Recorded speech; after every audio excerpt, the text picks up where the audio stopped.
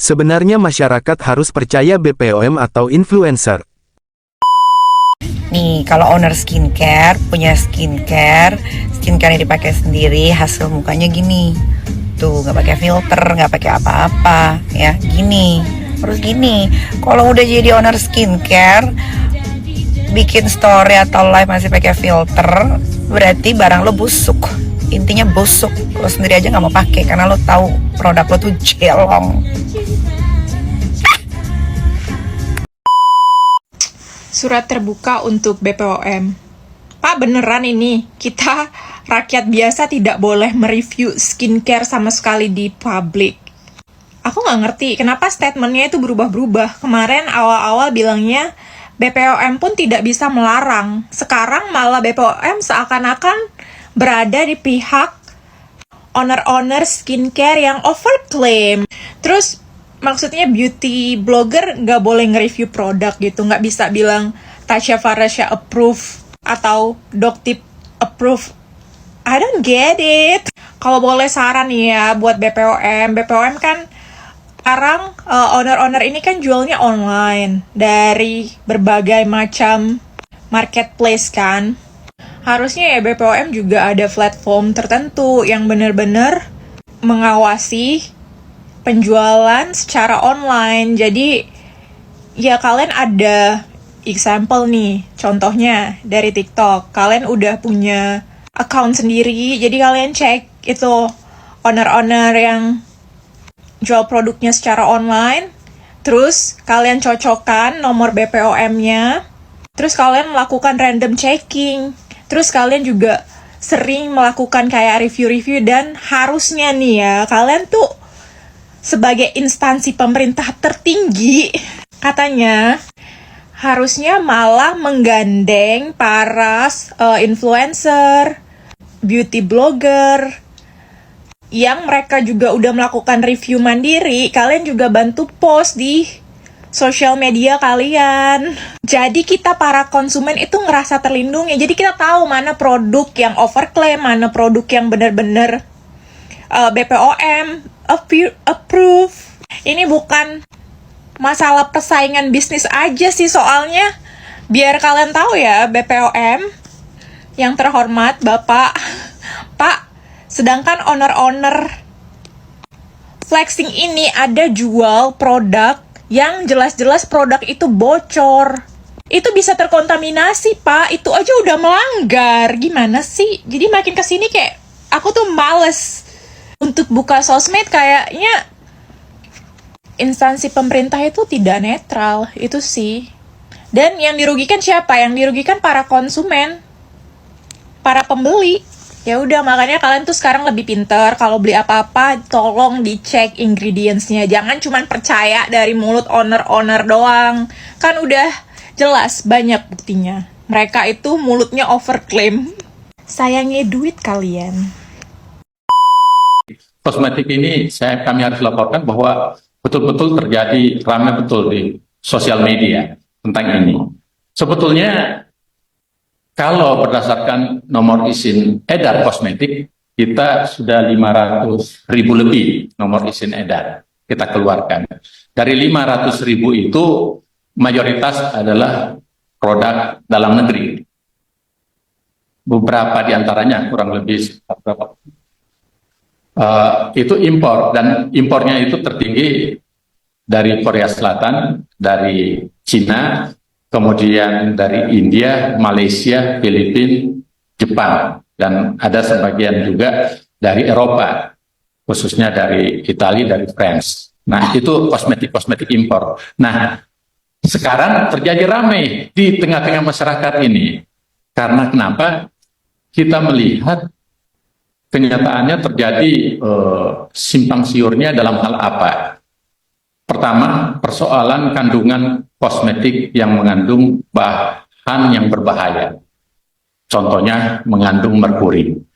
Nah, kami ingin laporkan apa yang terjadi di Sulawesi Selatan itu, yang sudah 3 produsen sudah P21, sudah ditersangka, bahkan sudah dipenjara.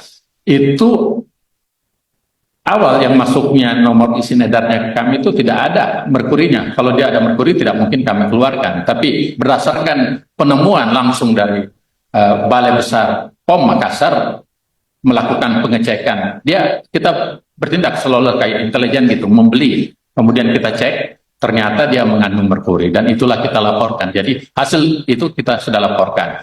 Nah, tapi di tengah-tengah masyarakat ini kan terjadi simpang siur karena influencer juga ikut campur. Nah, influencer ini ikut campur dalam konteks tertentu, maka itulah kami di Badan POM memanggil mereka. Doktif hubungannya dengan NM dan Dr. O, mari kita bahas. Bukan mari kita bahas. Mari kita bertanya, apa sebenarnya hubungannya Doktif, Dr. O, dan NM? Karena setahu kita sudah melihat di podcastnya Uya Kuya bahwa Doktif sendiri yang berkata bahwa dia independen. Apa yang mereka bisa lakukan untuk membungkam Doktif. Tapi di sini Doktif katakan bahwa Doktif itu independen. Kalau memang benar independen, hubungannya apa dengan Dr. O dan juga NM? Lalu pada saat selesai proses pemeriksaan di Polda dengan wawancaranya bersama wartawan, NM mengeluarkan pernyataan seperti berikut. Kalau gue sih cuma mau bilang gini ya, misalkan ya kalian dipanggil sama gue, di sini mau duit, habis lo ambil duitnya, terus udah berarti mau. Jadi dari pernyataan NM sendiri, duitnya sudah diambil. Untuk apa duit itu diambil? Dan mari kita dengar statement dari pengacaranya. Ya bukan saja dalam percakapan itu terbukti dia minta tolong dalam waktu 1 tahun. Jadi dalam percakapan itu katanya Dr. R minta tolong. Minta tolong berarti kepada NM dong. Nah, minta tolong untuk apa sih Pak pengacara? Apa pertolongan yang bisa seorang NM berikan kepada seorang Dr. R? Dan apa juga hubungan pertolongan itu dengan hadirnya Doktif? Yang mereview itu kan Doktif. Lalu kok yang heboh-heboh ini NM sama Dr. O? Ada apa sih? Nah, mengenai komen yang seperti ini banyak sekali. Masalahnya BPOM bisa dibayar. Hello, BPOM adalah sebuah lembaga institusi negara yang besar yang pengawasannya itu ketat sekali. Sementara Doktif itu adalah satu individu yang katanya independen, tapi ternyata akhirnya muncul di Polda dengan komplotan seperti ini. Lalu kamu lebih mempercayai yang mana nih?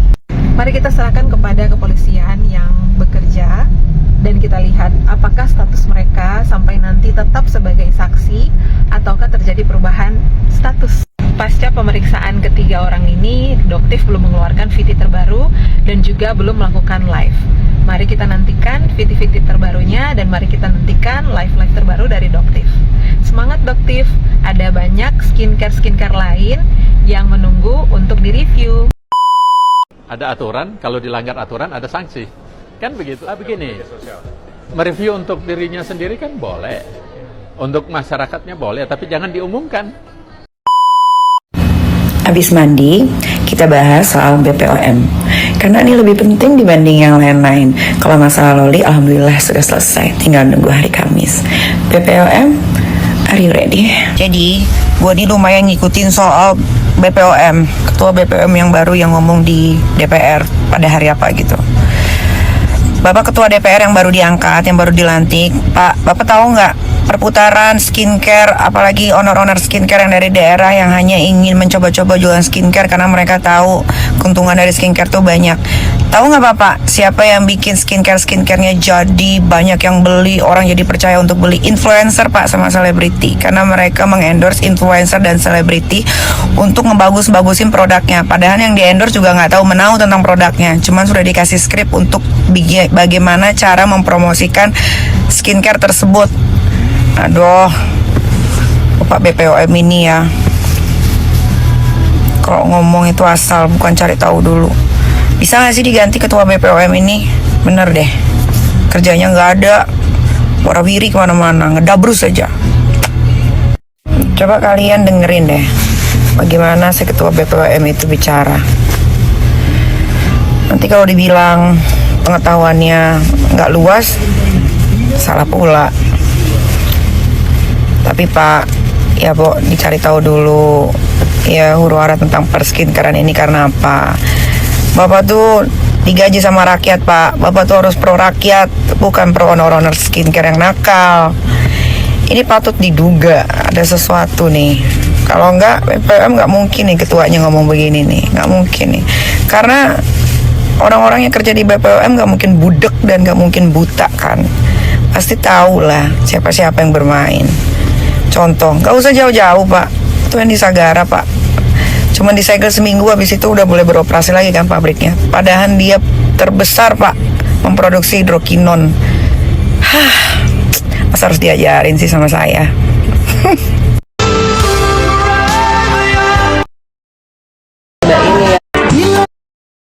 Nih, kalau owner skincare punya skincare yang dipakai sendiri, hasil mukanya gini. Tuh, nggak pakai filter, nggak pakai apa-apa, ya gini. Terus gini, kalau udah jadi owner skincare, bikin story atau live masih pakai filter, berarti barang lo busuk. Intinya busuk. Lo sendiri aja nggak mau pakai karena lo tahu produk lo tuh jelong.